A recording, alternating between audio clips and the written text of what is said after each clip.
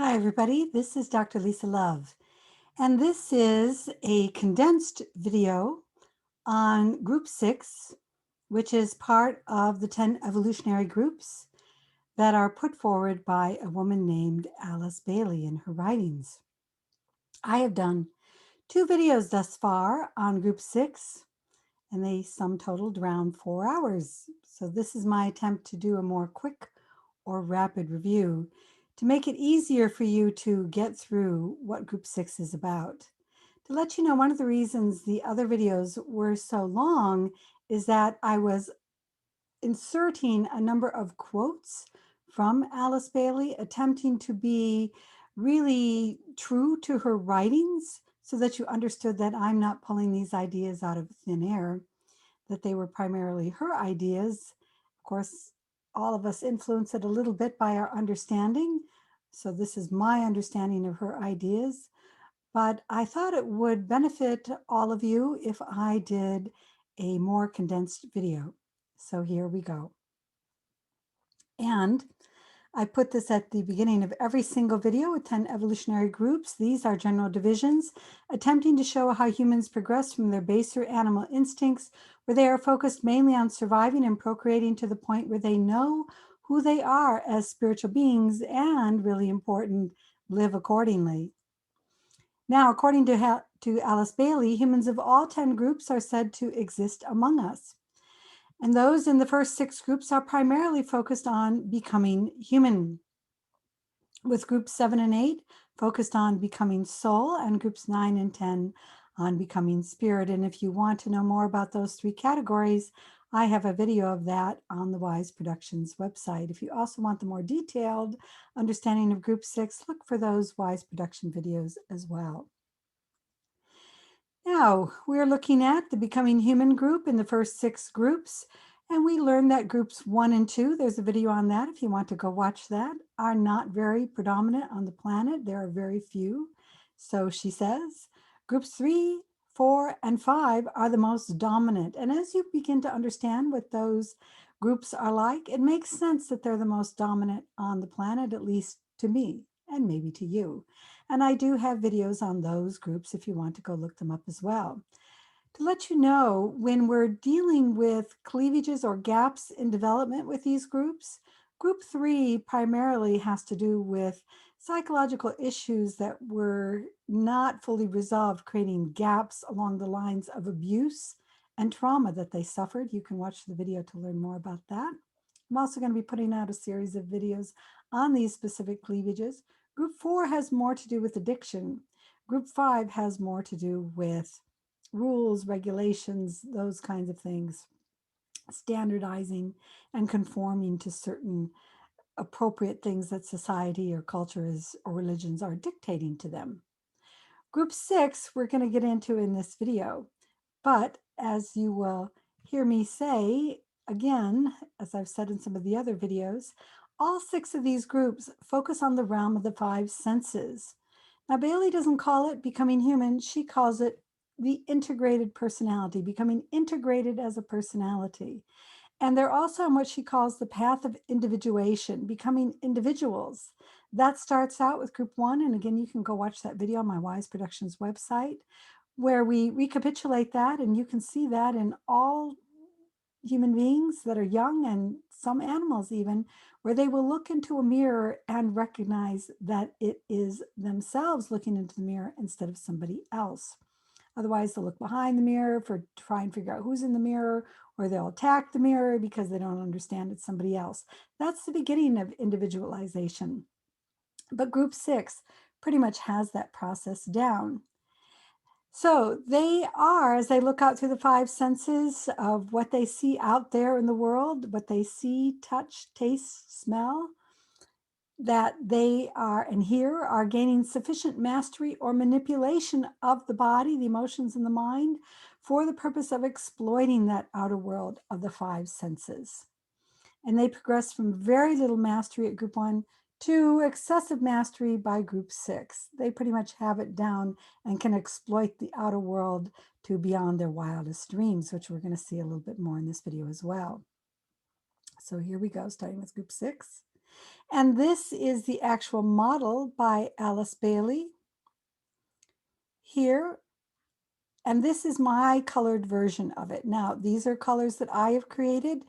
Do not take these for the colors that Bailey would say goes to these different levels. I did this borrowing from a group called Intergroup on Spiral Dynamics that are doing colors, and these colors are primarily along the lines of the chakra colors and also the spectrum of light. I borrowed from that. There are reasons I didn't bring it all the way up here, but I'm not going to get into that in this particular video. Going back to her model, you will see that I have put in blue the primary stages. The first stage of becoming the integrated personality. The next stage of becoming the egoic lotus, becoming soul, or becoming the soul-infused personality. And then the next stage is having to do with the spiritual triad and the monad. And in her model, she has a psychological model going. So she is trying to reveal to us what goes on these different 1, 2, 3, 4, 5, 6, 7 planes and the 7 subplanes within each one. Now, group 6, she says, is the emerging cream of humanity. There's the reference for that. And they are primarily, as I said, integrating the personality. Now, you will notice this little bracket here goes all the way up to this little dotted line in her model. Why do I only have my oval going here? That is because this part is where we're becoming the soul-infused personality. And so the group 1, 2, 3, 4, 5, and 6 predominantly are on the emotional plane, which is kama or desire in nature, and astral, emotional in nature. And they represent the end of the process of becoming fully human, or what Bailey calls, again, the integrated personality. And they're on that path of individuation, where the focus is on understanding that one is a unique human being, separate from others. And in fact, as we're merging more and more into group 6, I find it interesting that more and more human beings are finding a way to make sure that they stand out. I do a counseling line, a spiritual guidance line outside of this particular avenue of expression, and more the names of people that call me from all around the world are incredibly unique. It's rare to get something like existed in the 50s and 60s where a lot of people took the same kind of name. I think the idea of people wanting to get tattoos and the different hair colors, etc., again, are emphasizing the ways that people want to be individuals, the ways that they want to stand out. And we see that overall influence of group 6, the cream of humanity, starting to trickle down into humanity as well. I have a separate video on the different kinds of mind is put forward by Alice Bailey, so I'm not going to repeat that here. I just am simply going to say that group 6, again, this is predominantly where that group, I believe, is situated on Bailey's model. Now, she does not say this. This is my hypothesis based upon my understanding of her writings. And this is where I believe group 6 predominantly is, according to the development of her 6 types of mind. They're dealing with personality mind, which emerges at the top levels, top subplanes of the emotional plane. And they're dealing with lower concrete mind on the lower levels of the mental plane.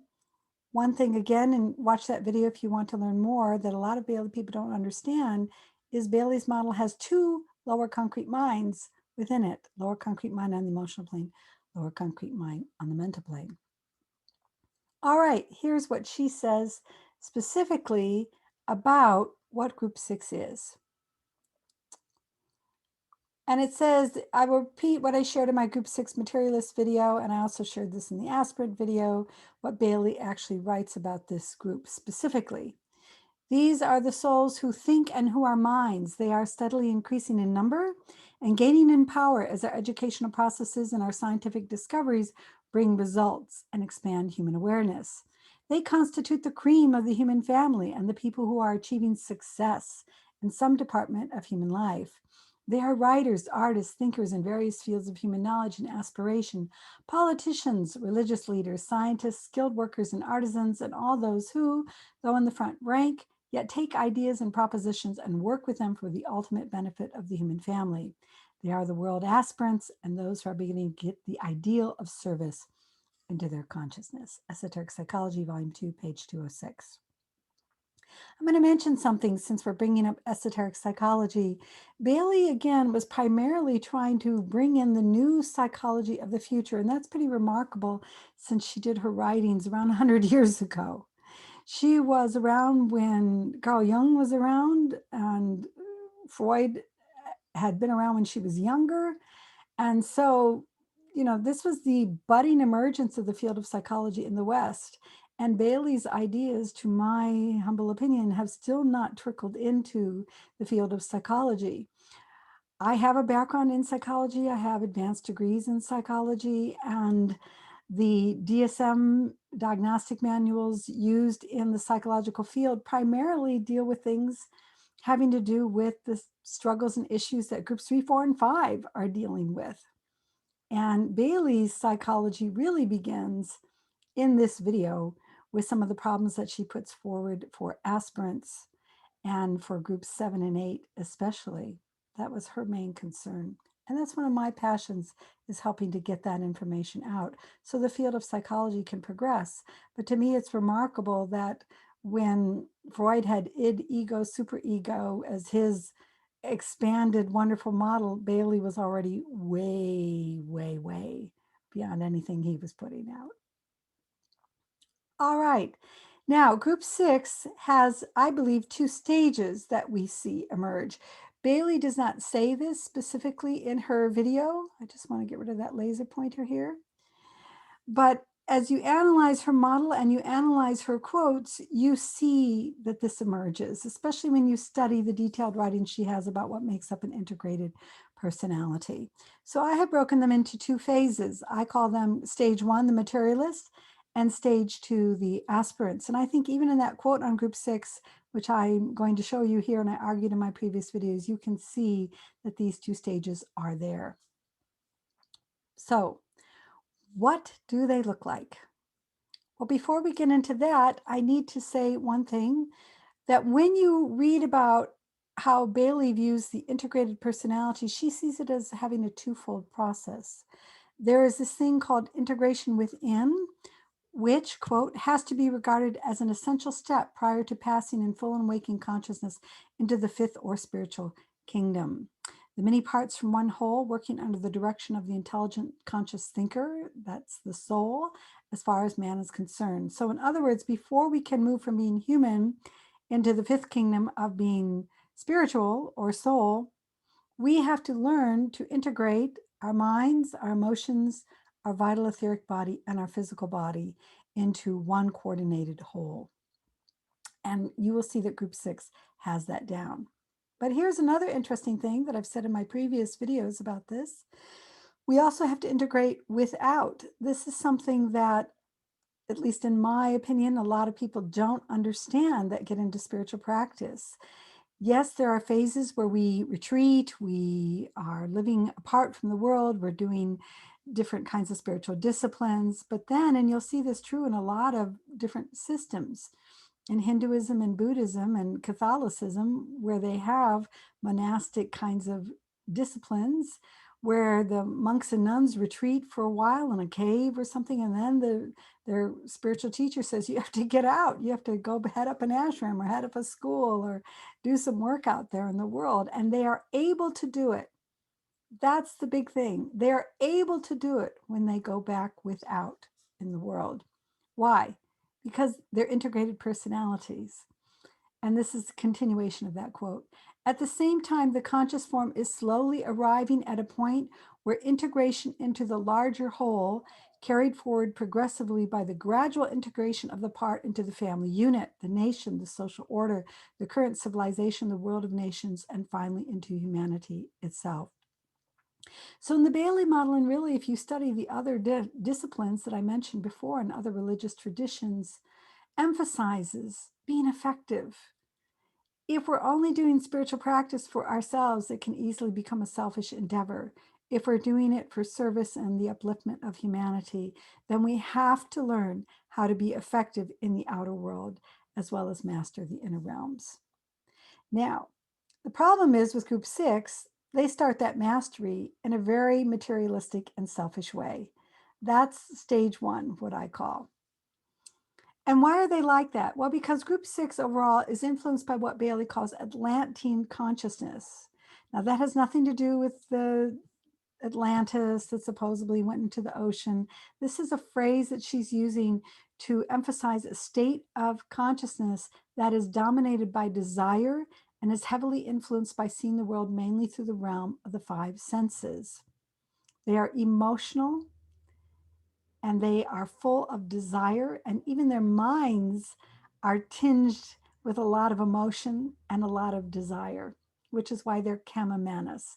Kama, desire, manas, mind. Their minds are full of desire. What they want is for themselves, pretty much selfishly alone.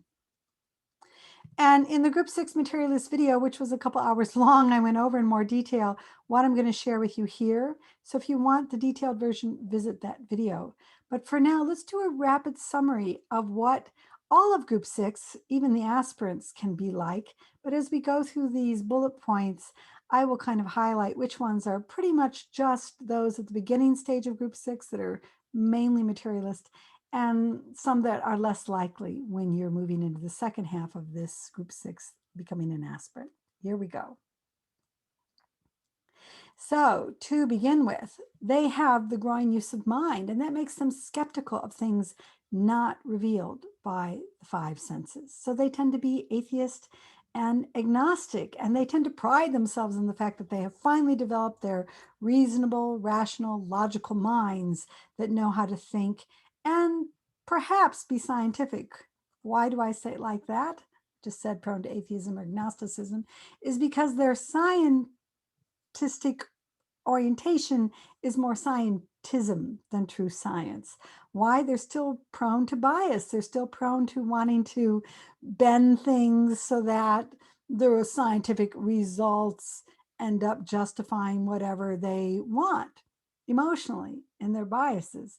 True science doesn't have that bias, but those in group 6 will still be prone to that kind of bias. So if it justifies what they want politically, or what the lobbyists want, or what their medical institution wants, or what their college wants to believe, whatever, it's still tinged with belief and not really clean. And Bailey says that we don't really get into the scientific mindset in the pure way until we get into what she calls Aryan consciousness. Has nothing to do with Hitler, the Aryan race, none of that. It has to do with a state of consciousness that uses the mind in a truly objective and spiritual way. And we don't get to that until we get to group 8. Some other things is they are able to coordinate the mind, emotions, and body to help them achieve their aims. They're able to be very effective in the outer world. And if we're not able to be very effective in the outer world and we're on the spiritual path, most likely we have a gap in spiritual development. And Bailey's books really address these gaps, not in real detail, but there's some really good information in there. So especially as we get into the next stage where we talk about probationary discipleship, she stresses how they can become ineffective in the world.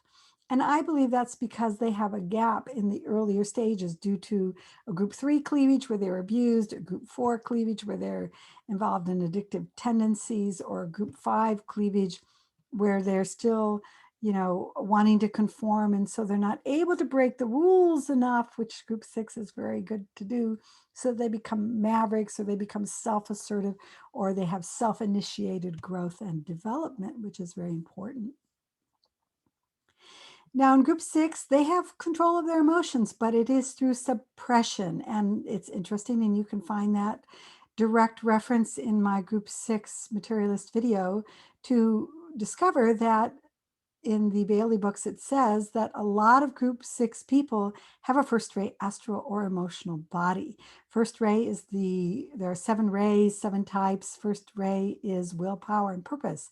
So they're able to use their will to suppress their emotions so that they can pretend to feel a certain way, or they can manipulate their emotions in such a way, even if they manipulate it through anger, that they can manipulate the masses and other people for the purpose of getting their selfish desires met.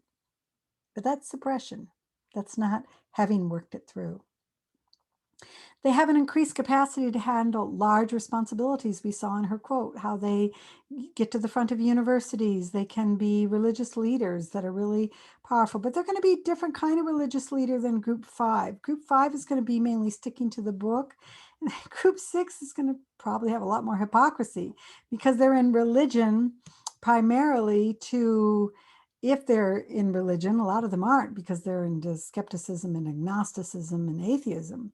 But if they're in religion, there might be some hypocrisy there because they're manipulating it for the sake of getting their personal desires met. What are those desires? Money, security, pleasure, sex, and power, basically. Now, they tend to overestimate themselves and place themselves at the center of the universe. They see themselves as very important in society because it's mainly at groups 3, 4, and 5. We'll see them as very important too. Groups 3, 4, and 5 tend to really emulate those in group 6. They're like awestruck by them. They're like the gods in the god realms of Buddhism, so to speak. The masses see them as gods or goddesses, the 1%ers, the 10%ers that so many of them wish they could be like. And so they don't have the discernment a lot of times to understand the lack of humility that a lot of group 6 people have, or the flaws that group 6 people have. Group 6 people would be very good at trying to cover up those flaws. They live with a lot of inner cognitive dissonance for that reason. Some other things. Remember, this is supposed to be a summary video. You want the long version, I've got that out there. They tend to live a purpose-driven life, to borrow a phrase of that popular book. And that is, they feel that they're here to accomplish something. They have a mission and they're driven to make sure that they get it fulfilled. They are versatile and can do many things well. And that's not just if you have in the Bailey system a Ray 3 type. There's 7 types. Ray 3 tends to be very versatile. Well, if you're group 6, you're going to be versatile. It isn't just for group 3 Ray types. It's for anybody who's group 6 and beyond will be able to be highly versatile. If you have problems being highly versatile, it could be that you don't have enough coordination going on. They're prone to great success due to the ability to implement their skills well. And, as we get onto the spiritual path, we have other priorities. It's not going to be going out there getting money, etc. But if we had to, we would be able to do it. And there are many spiritual types who might be in politics, who might be in business, who would be in education. These are some of the things about Bailey 7 Ray types. They could be in science. They could be heading up the Olympics. So we can be spiritual and be in other fields besides religion. The point is, if we are group 6 and beyond, we are capable of having great success in that area. They can also tend to be narcissistic and bombastic. Bombastic is very loudly calling attention to yourself and your accomplishments all the time. I'm in 2020, we're used to that going on around us. And in a way, that's a sign that group 6 is emerging on our planet, that so many people are admiring, looking up to, worshiping those that are narcissistic and bombastic instead of going, that doesn't look too healthy to me. Group 6 also tends to have a lot of charisma, magnetism, and they tend to attract the adulation of the masses. Why? Because they've got all that Kamamanis, all that money, security, pleasure, sex, power, and because they want to attract attention. They want people to know that they've got that. They want people to know that they're good looking, or know that they've got money, or know that they've got the right kinds of toys, or know that they can pull the right kind of influence politically, or they have power. They call attention to themselves. One of the phrases that I really like from a man named Michael Robbins, who's highly influential in the Alice Bailey system, is when he said they play the see me game. I think that's really important. And group 6 at this level is especially good at it. See me, you go into the room and the energy is always sucked towards them, even if it's see how poor I am, or see this, see that. The personality always wants to call attention to itself. When we're in groups 3, 4, and 5, we may not have much ability to do that. So group 3, like I had in that video, may do it recklessly, impulsively, call attention, roar down the street with the motorcycle blaring so everybody else gets to hear it, type of thing. But they don't have real power. They just have momentary power, group 3 here and there. Group 6 has real power, real influence, and they want other people to know it. They're driven by a sense of destiny and making a mark in the world. And they tend to live in a selfish bubble because they can insulate themselves, because they have so much money, pleasure, sex, power. They can go off to islands and get their sex galore with Jeffrey Epstein, who's gone now. They group 6 type. They can, fly around the world when COVID, this is 2020 when I'm doing this, and stay on their yachts or create a bubble around themselves with their friends while they get to pretty much do what they want while the masses suffer. They can go off to their private island, whatever. And the downside of that is they don't live the same kind of life as the masses.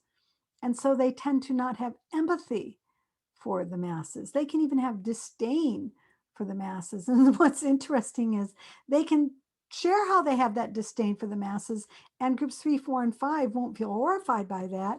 They'll be like, wow, look at that. Look what they can say. Look what they can do. Look what they can get away with. Look what they can even say about me. And they still get all the money, security, pleasure, sex, and power they want. Why is that? Because we're talking about the masses of humanity that live on the emotional plane, which is kama monastic. It's kama, it's desire. And group 6 people tend to become oppressive, entitled, and even dictatorial. And the temptation to have dictators arise all over the world is something that was talked about by Alice Bailey in her books. And there's even quotes that say humanity may have to go down that path if we're not careful, where we have dictators dominating all over the planet as they grow through the group 6 stage. So with group 6, I have said that there are two sides, the dark side of the force and the light side of the force. So the dark side is when the individual lingers too long in what we could say are the selfish and materialistic qualities of the integrated personality. Remember, groups 1 through 6 are on the path of individuation in the Bailey model. Group 6 tends then to exaggerate the importance of the individual over everyone else. And I am still working on that video, group 6 light versus dark, where I highlight the dangers that exist as group 6 comes into power and how those dangers must be mitigated to avoid that dystopian future. But then we also have the light side of the force that emerges out of group 6, which is the aspirant. It begins when the integrated personality steps onto the path of becoming an aspirant in the Bailey model. And here the individual has gotten to the point where she realizes that you can get plenty of money, security, pleasure, sex, and power, and didn't do it for him. In fact, there's a number of documentaries, and you can look at different people out there that have gotten highly successful. And then they wonder, that didn't really bring me my ultimate happiness. So like the Beatles, they go off on a spiritual quest somewhere. Not saying that the Beatles are just aspirants. I'd have to analyze that a lot more, but that's a sign that we're at that stage where we've had all of this and now we're disillusioned and we wonder, is there something more? And in a way, that's a good thing to have had it all and then realize, is there something more, and move into the light side, to step onto the spiritual path, the first really, really beginning step in the Bailey model. So the aspirant wants to become humanitarian. He or she seeks to do good in the world, but they're still highly individualistic in nature. They want to be good, do good, but they also want to make a mark on the world that other people can notice. Remember, we just went through some bullet points of what group 6 is like, and they very much, even at the aspirant stage of spirituality, still have a lot of those tendencies that we just mentioned, even though they're trying now to be more truly spiritual, not religious. That's more group 5, which is where somebody else gives them the rule book, so to speak, whether it's the Holy Bible or the Quran or the Torah, or whatever it is, the I Ching, whatever it is, somebody gives them a rule book and says, this is how you need to live your spiritual life. We're going to see in a moment that the initial group 6 materialists have thrown that out. That doesn't make sense to them. They are becoming more logical in their reasoning. They have more formal operations, but we're going to see in a moment that they haven't yet reached the stage where they come out of that disillusionment and have thrown out the rule book. And then we're going to see in a moment, go back to it in a new way. So this leads to the aspirant wanting to have it all, leading him at first to embrace philosophies where they can be spiritual and still hang on to their selfish tendencies. Still, there is some genuine effort being made to step onto the spiritual path. And that's a real hallmark of group 6 aspirant. So we'll have Tantra yoga, and the highest Tantra yoga practitioner is the Dalai Lama. He's never had sex in his life, so they say he's a celibate. If you really study Tantra yoga, it has nothing to do with sexuality. But if you're a group 6 aspirant, it has everything to do with sexuality. So I can have all the sex I want with all the people I want. I can have orgies and have everything I want, and I can be spiritual. Or I can have all the money I want and be spiritual. All the houses I want, all the money I want, and be spiritual, et cetera, et cetera. Now, we're not saying in the Bailey model that you can't have money, security, pleasure, sex, and power. You can have all of those, but they're not your focus. And that's what we see as we get onto the spiritual path. They go increasingly below the threshold of consciousness. It's kind of like you have really good eating and exercise habits. So you just get up in the morning and just do it. You don't have to sit there and focus on it or suffer the consequences of not having had good eating and exercise habits, or obsess constantly about food, or what's your next meal going to be, or the 2 pounds you gained the day before, et cetera, et cetera. It's all below the threshold of consciousness. It's like no big deal because you've got it down. So when they get increasingly tired of this approach of you can have it all, they will move out of group 6 and step into group 7, but we're sticking with group 6 in this video. All right, so that's the quick summary of group 6, stage 1 materialist. Let's move on to the aspirant. Now, in the Bailey model with the aspirant, the first thing that we see is that they then step onto her Chela stages. And in the previous video on the aspirant, I labeled what all 6 of these stages are. I don't want to repeat that. I probably will do a separate video just on the Chela stages, short one. But for now, just understand that the stage of little Chela-ship includes both the aspirant phase and the phase of probationary discipleship in Bailey's model. What we learn in Bailey's books is that little Chela-ship is made up of 2 substages, aspirants who belong to group 6 and probationary disciples who belong to group 7, and I'll discuss that more in another video. Now, little Chelas, which includes those in group 6 and those in group 7, have as their main goal breaking the hold that the physical world and the 5 senses in the realm of desire has upon them. And it's important for you to understand that that is both steps that group 6 and 7 are engaged in. It's also kind of humbling to see that the little Chela-ship stage, which is considered to be the most unstable and difficult of the 6 stages in the Bailey model to get through, is just her first one of her 6 steps. The more I work with this model and actually add in my understanding of Buddhism, Hinduism, and esoteric Christianity, et cetera, you know, the Sufism, the more I keep demoting myself more and more in my estimation of where I think I am on the spiritual path. I think it shouldn't be called the spiritual path. It should be called the path of demotion. Anyway, what does this whole stage mean? It means that you become more conscious of the hold that your physical brain and body and material desires have upon you.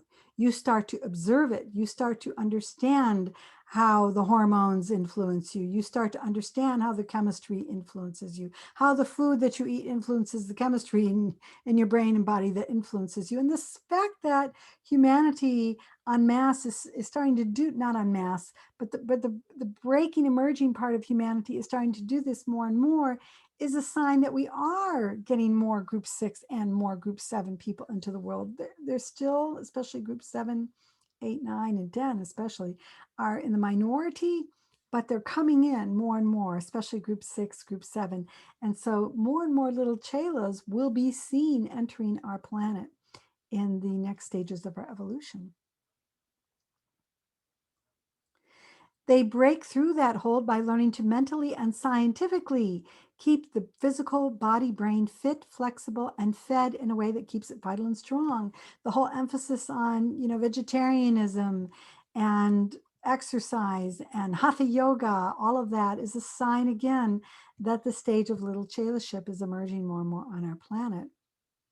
At first, the motive for this will be to satisfy one's desires. I want to do hatha yoga so I have a hot looking body and attract people in my yoga class. Or get to look at babes doing downward dog. Hey, that's little chelaship. That's what it is at the aspirant stage. It's still desire dominated, but ultimately the motive will shift and it will be done for the sake of service. I want a healthy and fit body, not so I can look hot, but so that I can do the work I need to do in the world. You also re-examine your desires to see if the little Chela is really living from a place of needs versus greeds. And especially aspirants really struggle with this because they can justify it so much in their mind. Of course, I'm supposed to have sex with dozens and dozens or hundreds of people, and I can still be spiritual because it's Tantra yoga, and they'll argue with you and they'll justify and rationalize it all to the end. But that's not what, if you dig deep, the Bailey model says. So follow a different model. Don't follow this one. Or it's not what is said in a lot of the spiritual disciplines that you see in other versions, Sufism, Hinduism, Buddhism, Taoism, etc. So they will re-examine their desires to see if they're really living from a place of needs versus greeds. And slowly, this is a big thing, they start to simplify their desires. Aspirants aren't very good at that. Probationary disciples are trying a little harder so they can live better lives. And in this way, little Chela's materialistic tendencies are broken. And they establish a new relationship to the physical sex nature. Desire and lust are increasingly replaced by respect and love as the sex drive assumes less focus and becomes better regulated. Not saying you have to be celibate, that may be your path as you go through the Chela stages, or you may be married, but it will be regulated, or you may have a partner if we don't want to talk about marriage.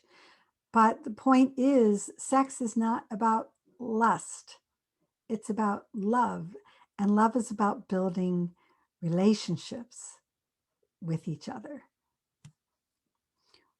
When you accomplish that, mastery is not totally expected here, but the hold of the physical body materialistic tendencies are sufficiently broken to take what Bailey calls the first initiation or enlightenment experience. Now, Bailey has 9 initiations or enlightenment experiences. I can't go into all that in this video, or you'd be here for 2 more hours, and that wasn't the point of this video. Just know that at each initiation, there is an enlightenment-like activity going on. And this initiation happens, the rod of initiation comes down and kind of sets the mold. And sometimes there's a Kundalini experience. That's 1 out of 9, 5 plus 4, 1 out of 9. So there's more than one Kundalini experience. There's more than one enlightenment experience. And when somebody claims that they have those things, we have to start to ask ourselves, what's on the other side? Bailey has 3 stages to every initiation. And what's on the assimilation side, that's the 3rd stage, will let us know the likelihood of which initiation that person just went through. Because there's a tendency to overinflate because we don't quite understand or don't have a model that helps us get a different perspective. So there it is, the first initiation, and proof that the hold is broken does not come about by isolating yourself so you're never tempted or tested. So I'm a celibate in a monastery somewhere, and then I come out, or in a cave somewhere, and then I come out and, I'm, next thing you know, it's sex, drugs, rock and roll. Well, that means you were never tested. It doesn't mean that you mastered it. And we have to understand the difference between that as well. So the group 6 materialistic stage of becoming, or by failing to go through the group 6 materialistic stage of becoming a front runner, or someone at least capable of managing the material world in a successful way. And especially when I get into the video on the probationary path, there's a lot that is said in the Bailey writings about this temptation to just run and hide. And that's more likely and she talks about that directly, a cleavage in development in one of the earlier stages, a gap in development. So it's easier for you just to do your group 4 addiction tendencies and just space out on pot or something like that all the time, instead of doing the hard work to master your 5 senses and to be of service in the world in a highly effective way. If you can't be effective in the world, there's a gap in development in her model somewhere in groups 3, 4, 5, or 6 of your development. And you need to look at it. Myself included. I'm not immune to this stuff. I'm talking about this model, but believe me, I'm on the path of demotion. I have a long ways to go. So we're not talking about escapism because the physical world seems too hard or makes you uncomfortable. We are talking about mastery and breaking the hold of materialism to go through her first initiation. That means that even though we isolate ourselves at times to engage in spiritual practice, may even be 10 years in a cave, you can come out and handle the material world if you need to. One of the people I really admire from the Buddhist system is Dilgo Khyentse Rinpoche and Paramahansa Yogananda. So many wonderful, amazing beings. They have done rigorous spiritual training, and then they come out in the world and they are able to be effective in it. That's somebody who has gone through group 6 into group 7, 8, 9, maybe even 10. We can't skip stages. We can have gaps in development where I've said in previous videos, we kind of go up and down like chutes and ladders or snakes and ladders because of that gap in development. We have a fall, we drop, but eventually we have to fill in those gaps, fill in those holes, and become steady so that we're not going to drop below group 6 into 5 control, 4 addiction, 3 abuse behaviors. So we have to do our work at each step of the way. All right. Let's now look at the quick summary of group 6 aspirants. Building on the different aspects of group 6 that we just looked at, the aspirant makes a shift to consider the good of the whole, more just themselves. They're now moving off the path of individuation onto the path of initiation. That's why we just spent a little time talking about the first initiation, because that's what aspirants and probationary disciples, which are little Chelas, are striving towards. And you can watch that group 6 aspirant video if you want a much more detailed version of the summary I'm going to give you here. So here we go, summarizing that video. So, and to let you know, I did 60 plus pages of compilation on the word aspirant when I created the previous video. And 3 Bailey pages go on to one of my 8.5 by 11 pages on my laptop. So that's like 180 pages of Bailey material on just the aspirant. There is no way I can put all that information about that stage out here. To also let you know, I forgot to mention that in her model, aspirant sometimes is at this stage and sometimes everybody's an aspirant because everybody's aspiring to the next stage or to be spiritual or to mastery, etc. So you have to really discern when you read her books. Is she talking about the aspirant that would fit into this stage of group 6 and little Chelaship? Or is she just talking in general about aspirant? But we're talking about this stage, group 6, and little Chelaship, and this is some of the summary from the previous video that I did on it, which was much longer. So they are beginning to throw light upon their problems that block them on the spiritual path, and they're trying to stoke fiery enthusiasm to correct it. They're beginning to see, I've got a problem, instead of deny it, and maybe I better look at it. They are beginning to take the initial steps of introspection and reflection on who am I really? What is the purpose of life really about? but they want quick answers at this stage. So they'll go to the therapist, or they'll go to a retreat, or they'll go to a 10-day Vipassana, and they'll come out of it thinking that from then on they've got it. They tend to be enthused, idealistic, wanting to change the world in a positive way.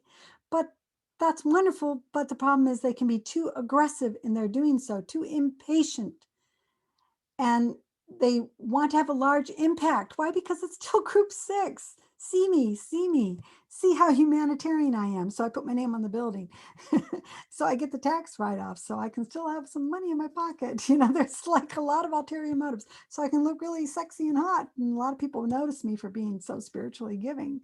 There's a lot of mixture here at the Aspirant. And they begin the inner battle between Arjuna, who represents the personality, and Krishna, who represents the soul. And Bailey recommends the Bhagavad Gita as a symbolic manual that you can get into to really see it as not so much the war between the Pandavas and the Kauravas, these different brothers, Pandavas and Kauravas, so much as you can see that it's a symbolic story about the war between the soul, Krishna, or Christ consciousness, or Krishna consciousness, and the personality. And the personality Arjuna doesn't want to get in and fight that battle. Arjuna would rather just go sit in an ashram somewhere and meditate. It's not spiritual for me to go out and kill my brothers, the Kauravas. And that can lead to a lot of moral discussions, which group 5 is going to do more. Maybe professors of religion in group 6 are going to talk more about the morality of it. But as we'll see, when you get to group 6 aspirant and beyond, you're going to want to be talking about the symbolism. Do you really want to kill the Kauravas, which are your lower tendencies, or not? Good question. By the way, I am a great fan of the book God Talks to Arjuna by Paramahansa Yogananda that delves substantially into the symbolism of this story. I thought it was wonderful. Alice Bailey said she was going to try and write her understanding of that story, but she passed away before she was able to. Continuing our summary, another thing that is important for an aspirant is they engage in the process of spiritual reading. So, group 5, the good book says, and it says that this is what happened. So that has to be what happens, because my good book said, my Quran said, or my Bible said, or my Torah said, or my I Ching said, or my Hindu Bhagavatat said, Bhagavad Gita said, whatever it is, my book says. And so you take it literally. And then at group 6 materialist, you go, hogwash, nonsense. One of my favorite people, HPB Blavatsky, called it a farrago, a confused mixture of nonsense. I love that word. Until you go into the esoteric side, which Blavatsky says we need to do as well, and you start to read it symbolically. So the group 6 aspirant is starting to re-engage these spiritual teachings symbolically. There was a conversation between Deepak Chopra and Richard Dawkins. Richard Dawkins is a famous atheist, Deepak Chopra, famous spiritual teacher, medical doctor. And I thought that's so interesting. It's like engaging a group 6 materialist. I'm not saying Deepak's a group 6 aspirant, he's probably beyond that. But anyway, for the purpose of an example, with somebody who has gone beyond group 6 materialist into the ability to read things more symbolically. And because Richard Dawkins just isn't at that developmental stage yet, it's just like hard to crack that nut, to get that opening there. That's okay. These are stages of development. But the group 6 aspirant is more able to do this. Joseph Campbell, mythological thinking. Myth is not a fairy tale or a farrago. Myth is a symbol that we can penetrate into. So we begin the steps of understanding how the mind really works and how to cultivate the intuition in a more conscious way. Why do we need to do that? Because we have to learn to read with the eyes of the soul. She's not talking about you having to read spiritual books. She's talking about you having to learn to read life more intuitively, so you can penetrate the outer form to see the inner meaning And really important, the significance through growing discernment and greater perspective. And that helps you discover that knowledge needs to become wisdom. Book learning is not enough. You have to walk the talk. One has to move towards application of various truths, though the aspirant is sporadic in doing this. The aspirant, the word means I aspire. And that means I don't necessarily practice. I aspire. Okay, I'll eat the right thing here and there, but I won't really do it as a regular discipline. And the more that they can learn to penetrate in with the eyes of the soul, with the intuition, not only books that they read, but the book of life that they read, the more they will begin to see the world through the language of energy. They will penetrate into the reality of unseen worlds, Albert Einstein, including an initial understanding also of the power of thought. The whole tendency of kind of science of mind and these kinds of approaches is to, law of attraction from the secret point of view. There's a higher view of the law of attraction. That's kind of distorted in that popular book, The Secret, where, you're beginning to understand the power of thought, the power of creation, quantum physics, etc. The only problem is, remember, group 6 is really prone to scientism and not real science.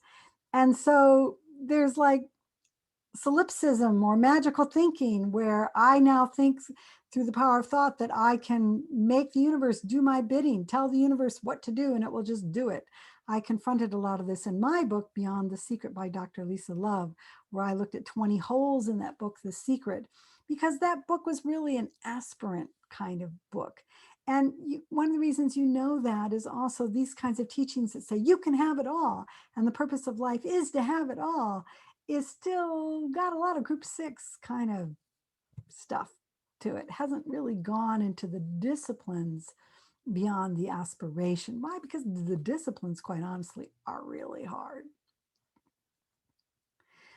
So they start the process of observing thoughts and begin to become aware of their own conditioning. It's interesting, a man named Krishnamurti that came out of the Theosophical Society movement was really big into having us observe our conditioning. When we do mindfulness meditation, what we're doing is we're observing our conditioning. Why are we doing that? So we can see the ways that we've been programmed. Why do we think what we think? Who told us that's so? So in some ways it becomes a little bit not just observing what's going on, but analytical meditation as well, where we start to do this work. Now, the aspirant is just doing this a little bit. They'll go to a 10-day Vipassana retreat, and then that'll be it. Maybe for the rest of their lives even, or maybe 5 years later. They're not really interested in doing something rigorous. They'll go back to the teachings that make it easier on them. You can have it all right now. Don't have to do any real work. It's the Kali Yuga. We don't need to do real work. Just do something simple. That'll do. Anyway, maybe not. They're also learning to discern between the soul and the personality and see how each responds to inner and outer stimuli. And they're becoming aware of the reality of the etheric body and starting the process of observing how energy enters the various bodies and chakras, influencing them in certain directions. This requires a lot of work, and the aspirant is just becoming aware of this. The actual ability to do this is going to be not even in group 7. It's going to be in groups 8 and 9 and 10, to be honest. But you're starting to learn things about the chakras already at the aspirant stage, the kind of new age movement and the whole thing about chakras and all that. You're starting to learn about inner realms. You're starting to learn about what is the soul, the higher self, the super soul, those kinds of things. And these are all things to be highly respected and embraced. We either, all of us, recapitulate, go through these stages at some point and then outgrow them, or other people are just going through them and they're just like our wonderful brothers and sisters who are going through the stages we went through. And I always like to joke that somewhere up there are people that are saying, oh, even if we think we're really advanced in what we're doing, oh, is that as far along as you are? So we have to really be careful not to have the judgmental mind here, the critical mind here, while retaining discernment, because that's really important on the spiritual path. Finally, they are starting to obey the soul within. They are aspiring to understand and align themselves to the rhythm of soul life. That can picture in a number of different ways. Maybe they're doing full moon meditations. Maybe they're doing the Catholic liturgical program in a new way. They are maybe taking time to do regular meditation in the morning and the evening, but at the aspirant level, they're going to break that habit. It's going to be hard for them to discipline themselves to do that on a regular basis. They contact the soul in various ways, though often the significance of such contact is inflated until their glamours or emotional distortions are cleaned up. So, do an ayahuasca trip. That'll give you some soul contact, all these different kinds of things. Do a sweat lodge or something. Anytime we put the nervous system into an extreme state or we activate certain chemicals in the brain, we go into state experiences. Nothing wrong with that. I'm not saying yay or nay to that. I'm just saying that is perhaps levels of soul contact, but that's not yet becoming established where we're actually not just contacting the soul here or there intermittently through some sort of state experience or some sort of high, but we're stabilizing. We're becoming the soul infused personality. We're not just the integrated personality contacting the soul now and then. And these soul contacts can motivate us and inspire us to go further on the path. They can give us insights here and there. They can really be the grist in the mill for us to want to do some significant changes and spur us further on the spiritual path. So again, not to be ridiculed, but just to be understood that state experiences are really different than, I'm borrowing now from Integral, but Bailey had this kind of language too, actually, from stage experiences, from going to the next level, to the next initiation, to use Bailey's wording, to go to the next step in Chelaship, et cetera, to use her wording, that we have different levels of growth and evolution we have to go through. And these state experiences, if they don't sidetrack us, and Bailey talks about that in her books, or create overstimulation, another problem she talks about in her books, or creates premature kundalini in some way, these are all problems she talks about in her books because she's trying to create the new esoteric psychology, the soul psychology that deals with problems on the spiritual path. If those things don't detract us, and aspirants are especially prone to dabble in these kinds of things and get sidetracked. If they don't sidetrack us, they will inspire us to continue to aspire and move forward on the path. The other thing that we see with the aspirant is they're starting the process of gaining deeper insight, especially into their emotional body. They're just climbing out of the emotional plane. And I have references, and I talked about that in my other video, that shows how group 6 is just coming out of the emotional plane, which means you can have a really intelligent lower concrete mind on the emotional plane. And watch my videos on that, discussing Bailey's 6 states of mind, if you want to have a better understanding of that. I don't want to get into that now. But you're starting to observe your mind and observe your emotions and observe your thoughts and observe your conditioning. And you're starting to understand the dynamics of emotions, especially. And you're starting to be able to detach a little bit from them and manage them more consciously. And you attempt more and more to obey the soul within, which requires understanding of the qualities of the soul and knowing what a soulful life looks like. So I've mentioned these characteristics. They're all group 6. Only the aspirant stage is going to have these things that I just mentioned here. But you can see too where the aspirant will have the group 6 materialist stuff bleed in there.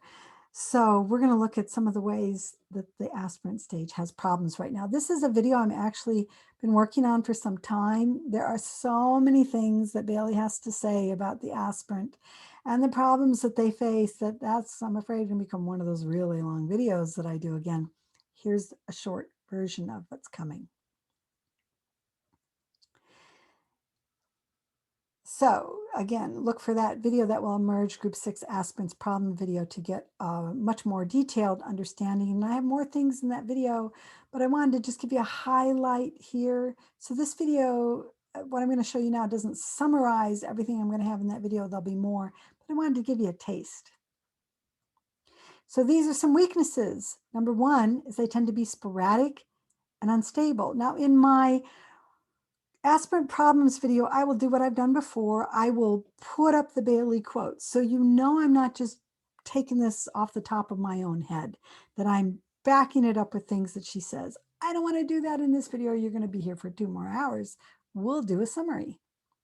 So they approach the path in a way where they want to be more sprinters than marathon runners. They want to get there fast. So they'll join an ashram or something, think they're going to get enlightened right away. Or they'll put down a lot of money for some sort of get enlightened quick kind of experience. And maybe they'll have a state experience or have a high, and they'll come out of there thinking they're enlightened when they got a ways to go, and they don't even know that they've got a ways to go. They are also more interested in talking about the path than walking it, and they can become rigid and fixed in their knowledge. Now, there is another Chela stage that is part of the first initiation. After little Chelaship is also Chela in the light. I didn't put that in. I'll put that in my Chelaship video, and as we get into the video about what is the first initiation, what is it like, how do we experience it, how we go through it, etc. But the Chela in the light is especially likely to be like the picture of this man here. Tends to be very intellectual, tends to be very learned in whatever system or training. Doesn't have to be book learning, it can be the system in the training. And they tend to be rigid in their ideas. So it's similar to like a group 5 problem that we see. Maybe they're likely to do that and have that problem as an aspirant, group 6 aspirant, if they haven't cured their group 5 cleavages. Something to think about.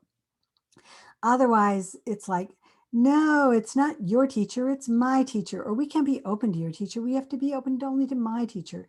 You see that kind of thing bleed in, or my way of doing meditation, et cetera, et cetera.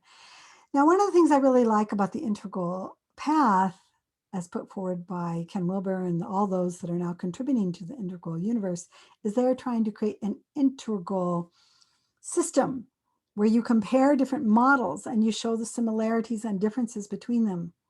In general, that stage isn't recommended, especially right now for an aspirant, because it's just too much for them. They're just barely getting a taste. And one of the things, however, the aspirants will do is they'll dabble.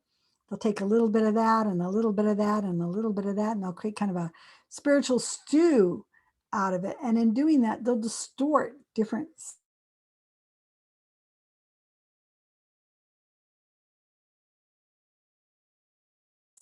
They get past the Chela in the light, little Chelaship Chela in the light stages. As they continue to move on, they will have to be more flexible in their minds, be more integral in their minds. They will have to take that fire of criticism, Bailey talks a lot about this, out of their minds. And that love in the mind, Bailey talks about this, has to come in more and more so that there's more fluidity in the mind. The aspirant will tend to pick and choose, cherry pick their favorite esoteric teachings, gravitate more just towards one esoteric teacher, and then especially as they go into the probationary discipleship phase, which is part of the little Chelaship and the Chela and the light stage in Bailey's model, they'll get even more rigid unless they go do their group 5 cleavage cleanup work here, childhood work of some kind to their spiritual wounding of some kind that they'll have to go do. But unless they do that, this temptation to become, Bailey calls it idea fixe. That's not her word, that's used a lot, but she says that's what they get, fixed ideas of how it should be. You know, the Bailey books say, Ken Wilber says, you know, the Torah says. It sounds a lot like group 5. You're like, I thought I got out of group 5. Now I'm back into it. But it's like a recapitulation of it if the cleavages haven't been cleaned up. They're prone to fall off the path because the aspirant still falls into numerous temptations. You know, it's like, I'm going to be all spiritual, and then there's that hot guy, gal, whatever, and I got to go pursue that path for a while. Or that ayahuasca trip, that was something. Let me do some more of that. You know, it's just like, I get lost in too much pot now that it's legal, type of thing. Because I haven't done my group 4 addiction cleanup work enough, or they are so enthused trying to get so many things done. Remember, they're group 6, they're masterful, versatile, can do many things at once, that they overextend, burn themselves out too quickly, are too intense, are too indiscriminate, and that leads them to fatigue and discouragement. Now, some of them want to call that the dark night of the soul. Well, in a way, there's different ways you can interpret what the dark night of the soul means. In a way, maybe it was a dark night of the soul, or maybe it was just called burnout because you were an aspirant pushing it too hard. And they tend to apply the will too aggressively in regard to oneself and others, frequently because one is too ambitious and fanatical in their approach. Again, kind of a group 5 fanaticism thing here going on that gets recapitulated here. And if there's cleavages, they'll be especially intense at this stage of the group 6 aspirant. They're also very prone to spiritual ambition. They tend to set themselves up way too fast as spiritual leaders or authorities over others without having a true understanding of the spiritual path. They may have a great understanding of spiritual books. They may pick up a model, even the Bailey model, or the integral model, or the Kabbalah, or whatever it is they're into. And because they have book understanding and book authority, and they are group 6 materialists who are able to be successful, and now they're aspirants, they suddenly, and maybe they've had a state experience, they suddenly put themselves up as spiritual teachers in front of everybody without having really done the work, the real spiritual work. And a lot of spiritual aspirants are really prone to this. And a lot of spiritual aspirants will be attracted to spiritual teachers who are really spiritual aspirants who've set themselves up way too fast. And then those spiritual aspirants, unfortunately, and I've worked with some of them, end up becoming spiritually wounded, disillusioned. And that's a really hard one because they were so hoping that that person was enlightened, and then they're not. And the further you go down the path, the more you realize this is just a stage. It happens. You're not affected by it in the same way, just more growing pains. They also tend to impose their vision of the spiritual path and how things should be done to help the greater good or on others, but they do it too aggressively and forcefully. They know they're spiritual. They know. And in some ways, I mean, if most of humanity is groups 3, 4, and 5, and the cream of humanity is group 6, wow, there's not a lot of people around them that are beyond them. And the ones that are beyond them are probably a lot more humble and not willing to say, hey, I'm beyond you. They're not going to be likely to say something like that. They're just going to wait for that person to kind of grow, type of thing. And so they look out there and they don't see any challengers here. And so they're visionaries, they've had experiences, they're suddenly spiritual teachers, they're suddenly spiritually enlightened and realized, and they're out there taking it on because they can't take it on because they're group 6. They're just not polished enough, let me put it that way. They still want to be seen as an individual or maverick. I mean, you didn't go through, Bailey believes in reincarnation. You didn't go through all these different lives, if you use her system, to become an integrated personality to just toss it out the window right away. Not going to happen. So one of the problems that they have is they ignore certain well-established truths of spiritual life. Oh, those Buddhists or those Catholic monks or those Sufi mystics, they don't really know what they're doing. I know what I'm doing. I'm a maverick. I will. This is mainly a probationary disciple thing. We'll get into that. I'll channel my own teacher and I'll prove that I know better than everybody else. I'm going to throw out the rule book. That's so group 6. Watch my videos, especially the group 6 materialist video on throwing out the rule book. So what they do, it's okay. It's a stage here, but they will tend to want to be mavericks even in the spiritual path at first and not fit into the mold of traditional systems that have been laid down before them of how to walk the spiritual path. They also have a real hard time, Bailey talks a lot about this, working with others in a cooperative spiritual way. They'll be the head of a group, cooperate with a group, not something they really do, at least until they're in her group 8. That's when you start to see more of the need for groups to cooperate with groups and leaders of spiritual groups wanting to cooperate with other leaders of spiritual groups. And even that doesn't become really something that they're skillful at until they're into group 9. They tend to focus too much on a certain spiritual teacher or spiritual path, primarily because they want the fast track to get themselves into the limelight. So I want to hurry up 10 years. I'm going to hurry up and I'm going to do all those hatha yoga poses really great. And I'm going to be not just a hatha yoga teacher, I'm going to be a spiritually enlightened teacher and put myself up there in front of everybody, even though I haven't mastered my emotions, or I haven't really broken my material desires, first initiation. So I just get to have it all. I get to be a great hatha yoga teacher, and I get to still have all the sex, money, pleasure, power, security I want. Yay for me. And hopefully I get to do it all within 10 years and make a lot of money for the rest of my life and buy my own island. So they want to get all the spiritual material goodies they can. What did I say? Then because they want to do that instead of the fact that they're really genuinely trying to develop themselves spiritually. Okay, last slide. I already talked about it a little bit. They're really big into instant enlightenment. They tend to make claims prematurely regarding how spiritual and enlightened they are, often putting themselves into a position of spiritual authority and misleading others. And we see many examples of people that have done that, and then they fall from grace. Well, now when you see documentaries about that, now you can kind of go, oh, that's that stage. They want to have it all. We've kind of talked about that. God wants us to prosper financially, to have plenty of money, to fulfill the destinies laid out for us. That kind of teaching is very much a group 6 aspirant kind of thing. They can become fanatical, seeing their path as the right path and unfairly attacking or ignoring other approaches. And we see this happen even in the Chela of the light stage, after the little Chelaship stage, where, you know, we're very knowledgeable of metaphysical, theosophical, whatever it is, disciplines, very knowledgeable, spent a long time, but we have kind of this superior way of being now, this superior intellect. We know better than everybody else. Maybe we do know better, but if we're at this stage, we're going to make sure everybody knows that we know better, instead of questioning, do we know better?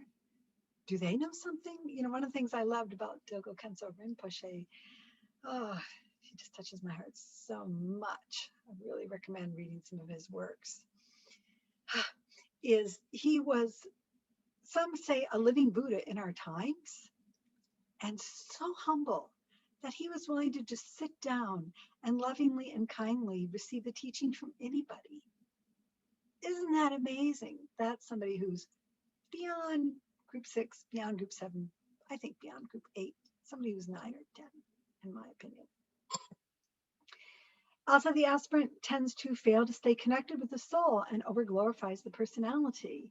They get those soul contact, those soul hits, and then they get a hold of a spiritual model somewhere, and then they just elevate themselves way, way, way beyond where they really are. You know, there are systems on this planet that have well-trodden paths. And yes, maybe those paths in Buddhism, Hinduism, mystical Christianity, Sufism, maybe they have people in them that aren't that enlightened. Maybe some of the people that are splintering off in those disciplines are simply aspirants, probationary disciples, or little Chelas or Chelas in the light, or accepted disciples. You have to discern. But there are well-trodden paths out there already that you can follow if you want. So that is the quick summary of this particular video, taking 4 hours down to this. I hope you enjoyed it. I also hope that you use this in the way that Bailey intended. This is meant to be an esoteric or spiritual psychology teaching. So as we look at what the requirements are, and as we look at what the pitfalls are, we can sit down and examine ourselves and say, what stage am I really at? Or, do I have certain cleavages there I need to go back and heal and fix? And if so, that will help us stabilize more on the higher levels, and most of all, help us be of service to others. Thank you so much. If you want to continue to support my work, please do one of two things. Two would be even better. One, subscribe to this channel, just that little subscription thing below. Just click that button and then you'll know whenever new videos of mine are coming out. Also, you can become a Patreon. Here is the link. This is a lot of work. I have a full-time job besides this, which is why these videos come out slowly. If I ever get to the point where I can just do these videos, I will, but I can't get there unless I have support and help in doing so. And there's also some free bonuses and gifts if you go to that Patreon link and go ahead and fund me at different levels. Thank you so much for your time. Blessings to you all.